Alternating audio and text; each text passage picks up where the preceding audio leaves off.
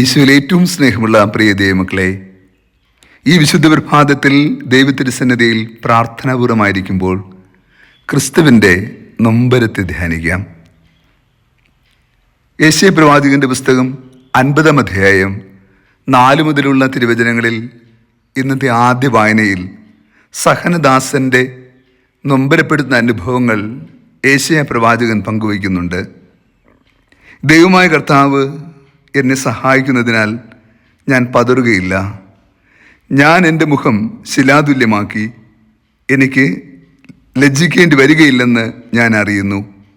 എനിക്ക് നീതി നടത്തി തരുവാൻ ദൈവമായ കർത്താവ് എന്നോട് കൂടെയുണ്ട്. ആരുണ്ട് എന്നോട് മത്സരിക്കുവാൻ? നമുക്ക് നേരിടാം. ആരാണ് എൻ്റെ എതിരാളി? അവൻ അടുത്ത് വരട്ടെ. ദൈവമായ കർത്താവ് എന്നെ സഹായിക്കുന്നു. ആര് എന്നെ കുറ്റം വിധിക്കും? ദൈവത്തിലുള്ള പ്രത്യാശയുടെ ഏറ്റവും മഹത്തായ അടയാളമാണ് ഈ വാക്കുകൾ. ക്രിസ്തു നിന്ദിക്കപ്പെട്ടപ്പോൾ, പരിഹസിക്കപ്പെട്ടപ്പോൾ, ഒറ്റിക്കൊടുക്കപ്പെടുകയും തള്ളിപ്പറയുകയും ചെയ്യപ്പെട്ടപ്പോഴൊക്കെ ക്രിസ്തുവിൻ്റെ ഹൃദയത്തിലെ ബലമാണ് ഇന്നത്തെ ആദ്യ വായന. സുവിശേഷത്തിൽ നാം കാണുന്നത് ഒറ്റുകാരനായ യൂദാസ് ഇസ്കറിയോത്ത ക്രിസ്തുവിനെ ഒറ്റിക്കൊടുക്കുവാൻ ഒരുക്കം നോക്കുകയാണ്. അവന് 30 വെള്ളി നാണയങ്ങളാണ് അവർ വാഗ്ദാനം ചെയ്തത്. 30 വെള്ളിത്തുട്ടുകൾക്ക് വേണ്ടി സ്നേഹത്തെ അവൻ ഒറ്റുകൊടുത്തു. നിത്യതയെ അവൻ നഷ്ടപ്പെടുത്തി. സാഹോദര്യ സ്നേഹത്തിൻ്റെ ബലങ്ങളെ, അനുഭവിച്ച ആത്മീയ ആനന്ദങ്ങളെ അവൻ ചില്ലിക്കാശിന് വിറ്റുകളഞ്ഞു. നോക്കൂ, യൂദാസ് എന്ന ദുരന്ത കഥാപാത്രം ജനിക്കാതിരുന്നെങ്കിൽ നന്നായിരുന്നുവെന്ന് ഇന്നത്തെ സുവിശേഷത്തിൽ യേശു പറയുന്നു. ഒരർത്ഥത്തിൽ ക്രിസ്തുവിൻ്റെ ഹൃദയത്തിലെ വ്യഥയിൽ നിന്ന് വരുന്ന ഏറ്റവും സങ്കടകരമായ ഒരു വാക്കുകൂടിയാണത്. കാരണം അവൻ ക്രിസ്തുവിനെ ഒറ്റിക്കൊടുത്തത് കൊണ്ട് ക്രിസ്തുവിനുണ്ടായ വേദനയല്ല, മറിച്ച് അവൻ ചില്ലി നാണയങ്ങൾക്ക് വേണ്ടി സ്നേഹത്തെ ഒറ്റിക്കൊടുത്തപ്പോൾ അതിനുശേഷം അവൻ അനുഭവിക്കുന്ന മാരകമായ ദുഃഖവും വേദനയും നൊമ്പരവും നിരാശയും, ആ നിരാശ അവൻ എത്തിക്കുന്ന ദുരനുഭവവും ക്രിസ്തു കണ്ടതുകൊണ്ടാണ്. നീ ഇത്രമാത്രം സഹോദരനെ ഒറ്റിക്കൊടുത്ത ശേഷം വേദനിക്കുന്നതിനേക്കാൾ ജനിക്കാതിരുന്നെങ്കിൽ നിനക്ക് നന്നായിരുന്നു. തൻ്റെ അരുമശിഷ്യരിൽ ഒരുവനായി തന്നെയാണ് ക്രിസ്തു യൂദാസിനെയും കൂട്ടിക്കൊണ്ട് നടന്നത്, സ്നേഹിച്ചത്.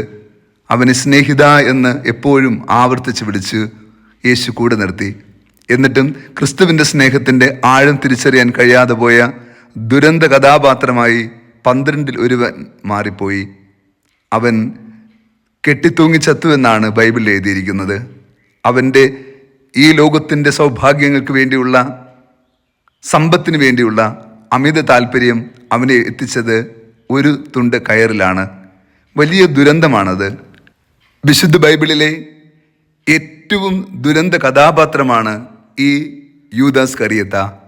കാരണം എന്തെന്നോ, ദൈവത്തിൻ്റെ സ്നേഹത്തെ അവൻ ഭൂമിയിലെ ചില്ലിക്കാശിന് വിലയിട്ടു. 30 നാണയങ്ങൾക്ക് ഗുരുവിനെ ഒറ്റിക്കൊടുത്തുകൊണ്ട് ഭൂമിയിലെ ഏറ്റവും വലിയ വേദനയും നൊമ്പരവും അവൻ ഏറ്റെടുത്തു. വലിയ സങ്കടകരമായ അനുഭവമാണത്. അവൻ വലിയ നിരാശയിലേക്ക് വീണുപോയി. ദൈവത്തെ നിഷേധിച്ചപ്പോൾ സാത്താൻ അവനിൽ പ്രവേശിച്ചു. സാത്താൻ അവനെ എത്തിച്ചേർത്തതാകട്ടെ ഭൂമിയിലെ ഏറ്റവും മാരകമായ തിന്മയിലേക്ക്, അഥവാ ആത്മഹത്യ എന്ന ഏറ്റവും തിന്മ നിറഞ്ഞ പാപത്തിലേക്ക്. നാം ഒരിക്കലും നശിച്ചു പോകപ്പെടേണ്ടവരല്ല, എല്ലാവരും നിത്യരക്ഷ പ്രാപിക്കേണ്ടവരാണ്. അങ്ങനെയെങ്കിൽ യൂദാസിൻ്റെ ജീവിതം നമുക്ക് നൽകുന്ന പാഠമെന്തെന്നോ, നാം ദൈവത്തോട് ചേർന്ന് ജീവിക്കുവാൻ കടപ്പെട്ടവരാണ്. ഭൂമിയിൽ പല വാഗ്ദാനങ്ങളും നമുക്ക് നേരെ വരുമ്പോൾ, ഈ ഭൂമിയിലെ സൗഭാഗ്യങ്ങൾ നമ്മുടെ മുമ്പിൽ വരുമ്പോൾ അതിനെ തുലവും തുച്ഛമായി കണ്ട് ദൈവത്തിൻ്റെ പക്ഷം ചേർന്ന് ജീവിക്കുവാനുള്ള ക്ഷണമാണ് ഇന്നത്തെ സുവിശേഷം.